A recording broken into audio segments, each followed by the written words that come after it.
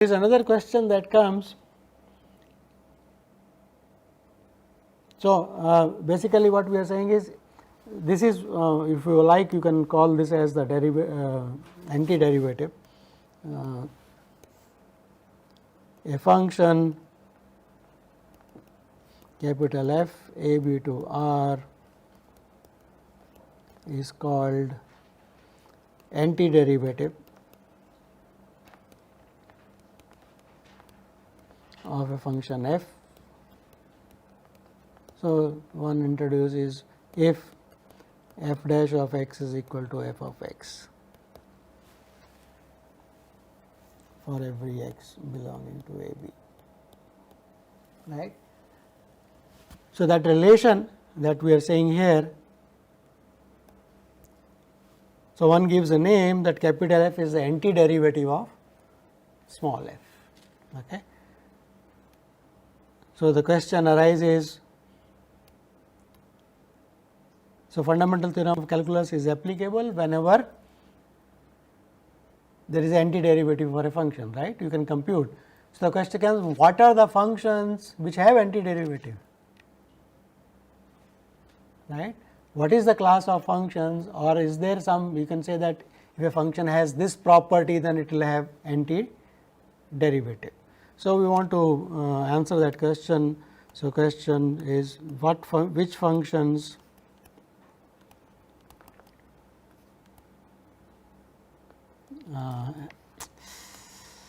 which functions have antiderivatives. Keep in mind, antiderivative is not unique, because we are just saying f dash should be equal to f.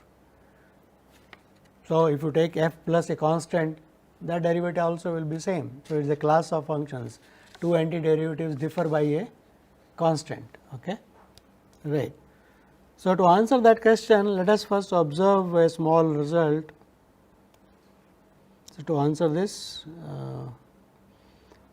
what shall I call? Okay, proposition.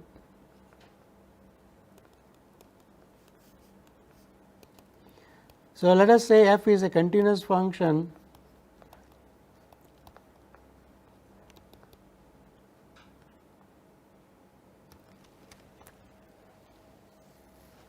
suppose it is a continuous function, then we know it is integrable, right. Then the claim is there exists a point C belonging to a b such that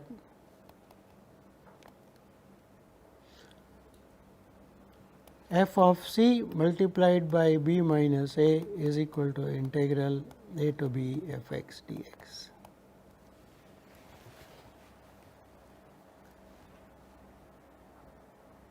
So, let us try to understand what is this theorem saying.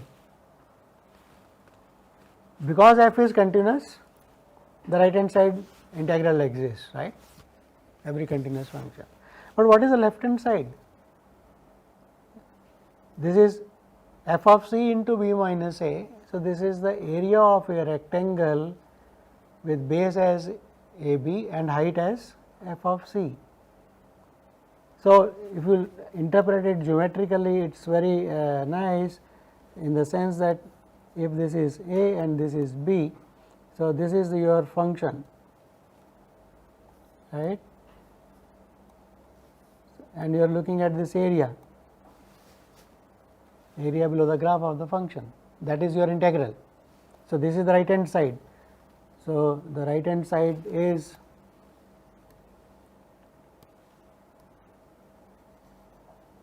right.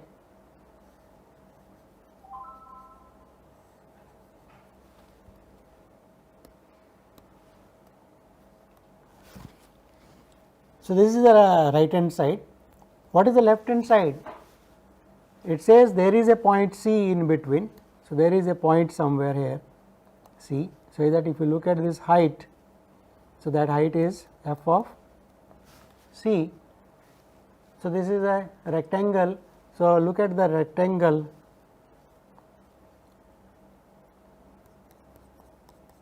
So, area of that rectangle is same as the area, that is the area below the graph of the function. So, there is a point C in between in the interval a b, such that if you look at that height and the area of the rectangle with that height, that is equal to the integral of the function. Okay. So, this is the reason why it is called this is called mean value theorem for integrals.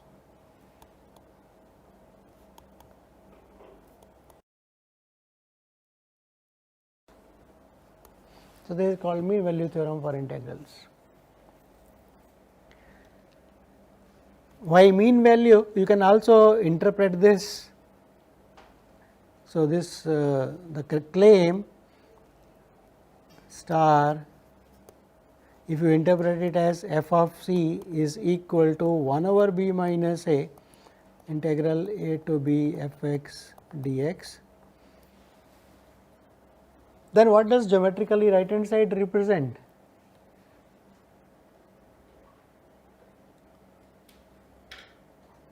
Do you think the right hand side looks like an average of the function?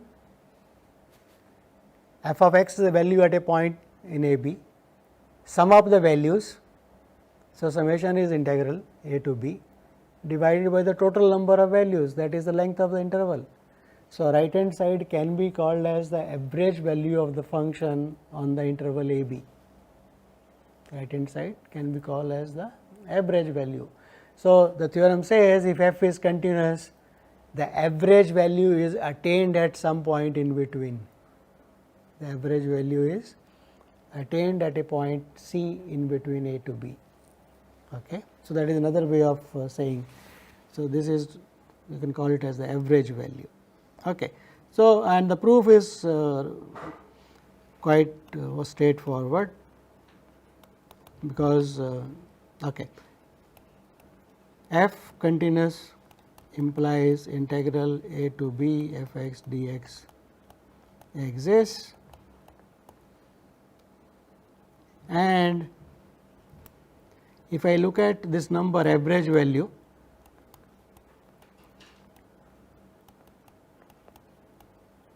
this is less than or equal to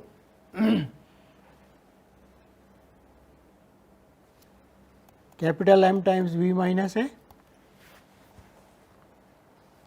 right, because what is that? That is the, you take the partition with endpoints A B only, M is the value, right.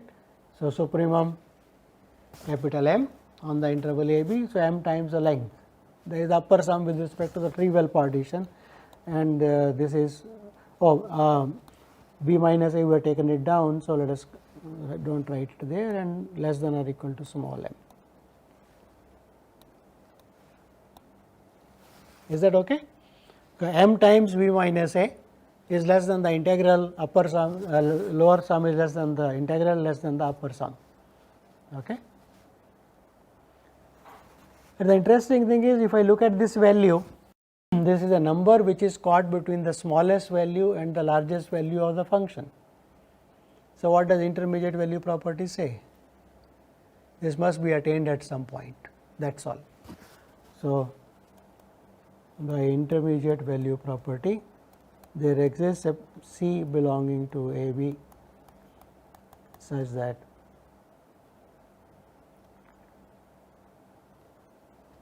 f of c is equal to 1 over b minus a to b f x dx. So, that implies whatever we wanted to say, that f of c times b minus a is equal to integral a to b f x dx. Right. So, there is a point inside the interval, in the open interval a b, right. While writing the theorem, probably I did not, I should have said in the open interval a to b, you can specify. Okay. That is what intermediate value property says.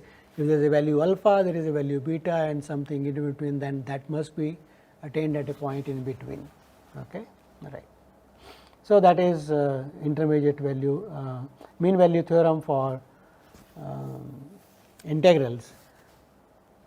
We will see an application of this in fundamental theorem of calculus part 2, which says the following, that let f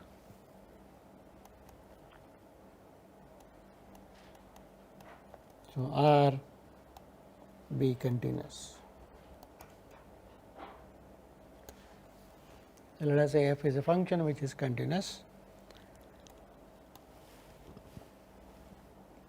See, actually, okay. What we are trying to do is find out an antiderivative for the function, right. What could be an antiderivative for a continuous function? The fundamental theorem of calculus itself gives you an answer. It says the relation between small f and capital F. If I know small f, I can define what is capital F from this, right. So, let us write that straight away, that equation. So, let f of x be defined as integral a to x of f t dt, x belonging to a b, right. So, for every point x in a b, let us, because f is given to be continuous, so it is integrable, then this function capital F is defined, okay. Then f is defined and f dash of x is equal to f of x. So, this is the function. So, this theorem says every continuous function will have a antiderivative. As soon as you are able to recognize the antiderivative, you can get back the integral, right. So, a class of all continuous functions have antiderivatives, and for such functions computation of integral is straightforward by fundamental theorem of calculus. Okay. So, let us just prove that this is the case. So, proof. So, I have to find a derivative. So, let us take a point x belonging to a b. How do I compute the derivative of capital F? What is the definition? F of x plus h minus f of x divided by h, limit h going to 0. So, let us look at f of x plus h minus f of x. So, what is that quantity equal to? That will be equal to integral a to x plus h minus integral from a to x. I have not stated those properties of integral, namely that the integral is additive over the intervals u, right. So, integral from a to c plus integral from c to b is same as integral from a to b, right. So, those I will state. So, I should have stated that first, but anyway let us use that for the time being. Namely, this is integral from x to x plus h f t dt. Is that this is integral a to x plus h minus the integral from. So, this is x, x plus h, and this is a. So, integral from a to this minus the integral from a to x. So, what is left is integral from x to x plus h. Okay. So, that is what we are saying. So, f of x plus h is integral a to x plus h minus f of x, that is integral from a to x. So, what is left is integral from x to x plus h, right. So, let us continue with that. So, f of x plus h minus f of x is equal to that quantity. Now, look at this quantity. F is a continuous function. F is a continuous function. So, it is continuous in the interval x to x plus h also, and just now we proved the mean value theorem. So, there must be a point in between x and x plus h, such that this integral is equal to f at that point into the length is h, right. So, let us write okay, before this let us just by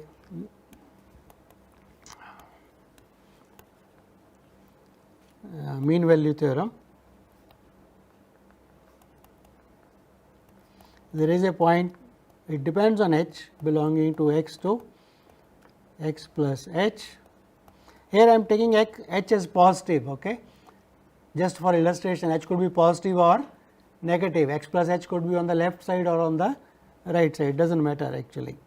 So, C h such that integral x to x plus h f t dt is equal to h times f at C h.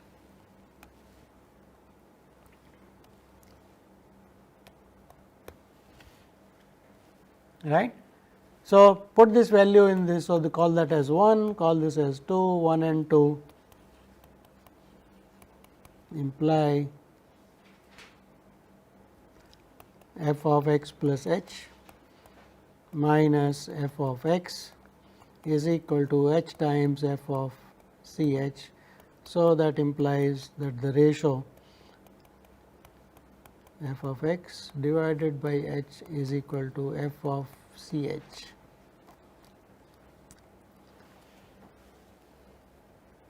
And to compute the derivative, we should take the limit as h goes to 0. So, take the limit.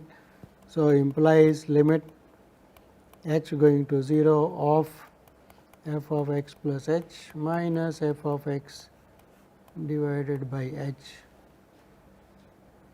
is equal to limit h going to 0 f of C h. And what is that equal to? C h is a point between the interval x to x plus h, h goes to 0, f is a continuous function. So, that limit, so C of h will go to x, right. So, f of C plus h must go to f of x by continuity of the function f. So, that is equal to f of x because of the continuity of the function f. Okay. So, that proves, so implies f dash of x exists and f dash of x is equal to f of x.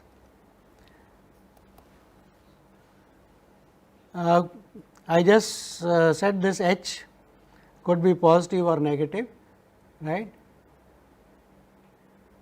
If x is the interior point, if x is the end point, then what will happen? You only have on the right hand side. So, you only have the right hand derivative. So, taking care of that, those are minor things. You can just so you can take x in the open interval, then plus minus does not matter, and at the end points you can just have one sided limits, right. So, you can prove for everything.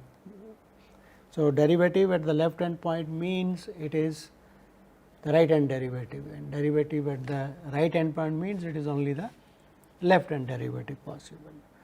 So, every continuous function has an antiderivative, and for every function which has antiderivative, integral can be computed. So, that is what is the importance of fundamental theorem of calculus, right. So, let me give you one application of this fundamental theorem of calculus, which is quite useful or of importance rather. So, let me just an application. Of course, it is of great importance, this theorem. It allows you to compute integrals without going into the limit operations, and it has implications in historically in Fourier series and so on. But let us look at a simple application which will all without knowing Fourier series you will understand. I think we start using a function called the log function from our school times. I think probably standards 8, 9 or somewhere, a log function, right. What is the definition of log function? We do not know. How is log defined? For us, log is defined by the log tables. Okay. Or another example is, what is a trigonometric function, sin theta?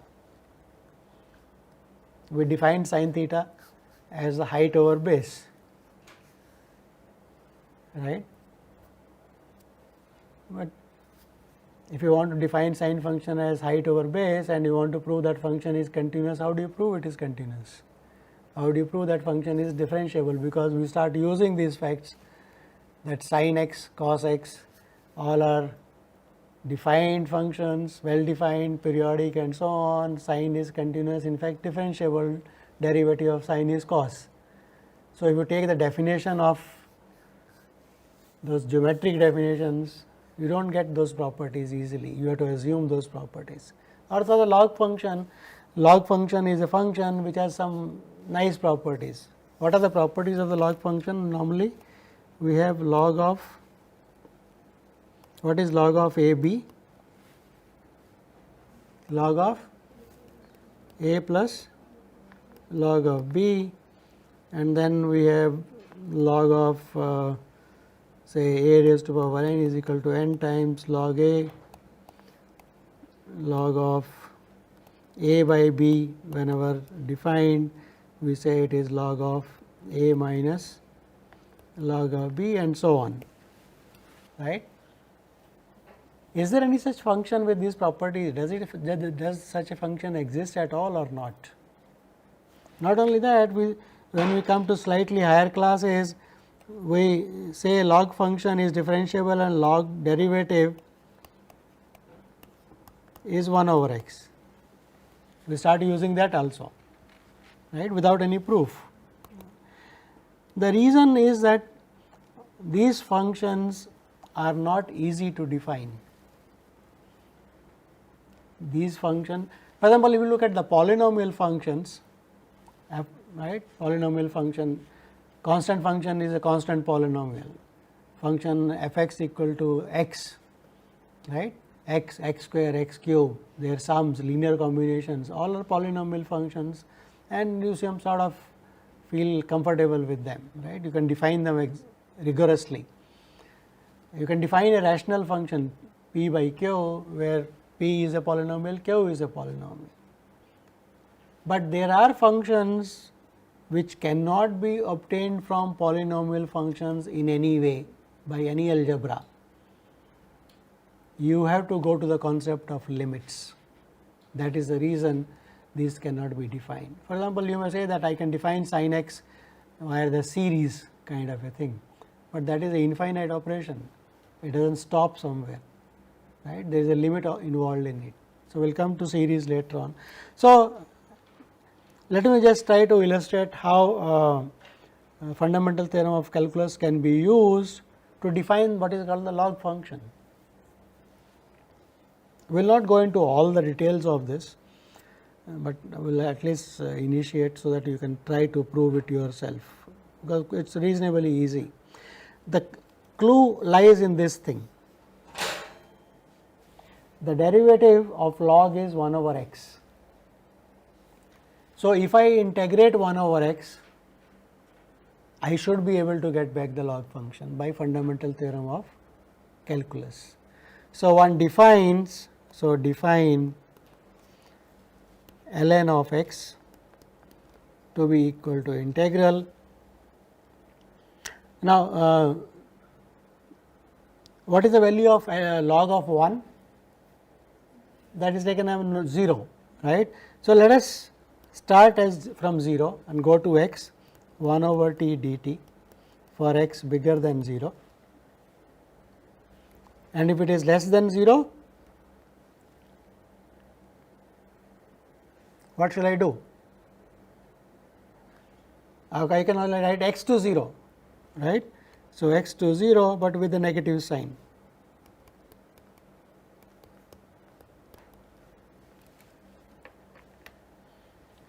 Okay. Go. Log of 1 is 0. What is log of a negative quantity? 1 is less than 1. What do you think with log of half? It will be minus log of 2, right. So, that is why this negative sign is coming, x to 0, okay, 1 over t dt. And this automatically says log of 1 is 0, log of 1 is 0, right. So, I will not go into the details, but let me just say what is obvious from this. Oh sorry, you are right,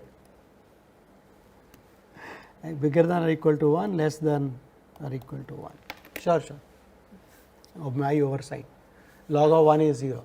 Right. For negative quantity, log is not defined, it is only defined when x is bigger than. So, this is a function defined, so ln is a function defined in 0 to infinity, taking values in R. Okay.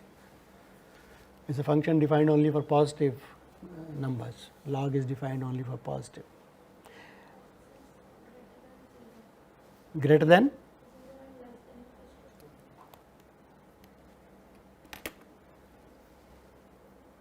Less than 1? X is less than 1.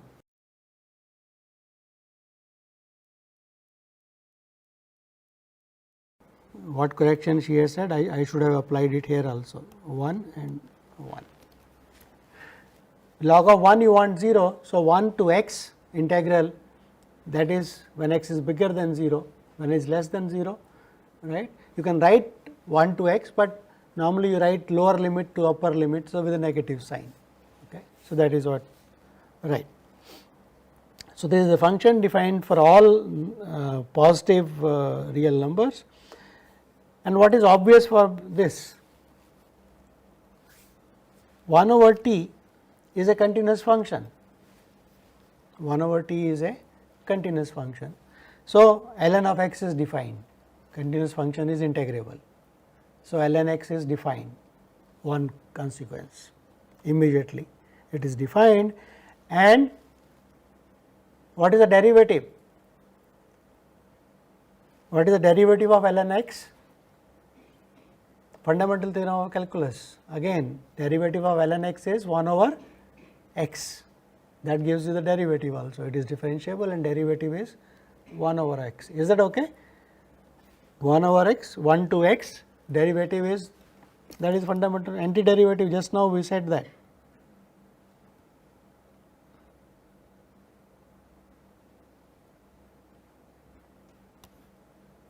F of x was the integral a to x, so it is 1 to x, so derivative is 1 over x. If the derivative of, so it is a differentiable function with derivative as 1 over x, x is bigger than 0, so derivative is everywhere positive, 1 over x derivative, x bigger than 0. So, ln x is a function with positive derivative. Go back, I know something about the derivative, what does it say about the function? If the derivative is strictly bigger than 0, the function should be monotonically increasing. So, ln of x defined this way is a strictly monotonically increasing function in 0 to infinity, right, and derivative is 1 over x. So, what is the second derivative if you like? 1 over t, derivative 1 over minus, what is the derivative? Minus 1 over x square, x is bigger than 0, anyway x square, derivative is everywhere negative, so it is a concave down function. See, all of your calculus, all those results that we proved, derivative helps you. So, it is a continuous function, it is a differentiable function, it is concave down, at 1 it crosses the x axis, right, log, and what happens as you go on increasing? What happens to ln of x as x goes to infinity? One can use this itself, 1 over t, to show that as x increases, the area keeps on increasing, right, it goes to infinity. So, it keeps on increasing, and one can also prove those other properties, that ln of 1 over x. It is very nice actually, one should try to read the proof that ln of, even all those properties, ln of AB is equal to, all these properties can very easily be proved for this definition, okay, and give beautiful applications of calculus basically. So, so one observes that the graph of this function ln of 1 is 0. So, the graph should look like this.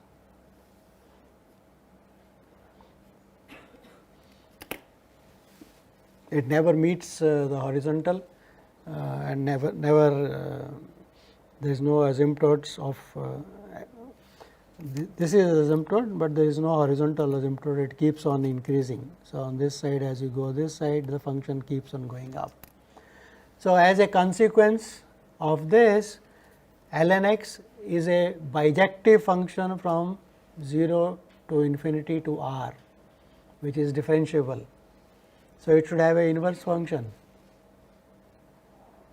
And what is that inverse function? It is the familiar exponential function e raised to power x. So, that is a precise definition of what is the exponential function. It comes from the definition of ln of x. So, exponential is the inverse of the bijective function ln of x. And one can use to show that because this function is ln x is a differentiable function, inverse function also is differentiable and derivative is 1 over the derivative of the original function. So, you get exponential is a function which is differentiable with derivative itself. Derivative of e raised to power x is e raised to power x. All this come because of this fundamental theorem of calculus. So, you call this as ln of natural base e, then you can define ln of other bases and so on. So, that is definition of what is called transcendental functions, and one of the transcendental functions is log and the exponential function.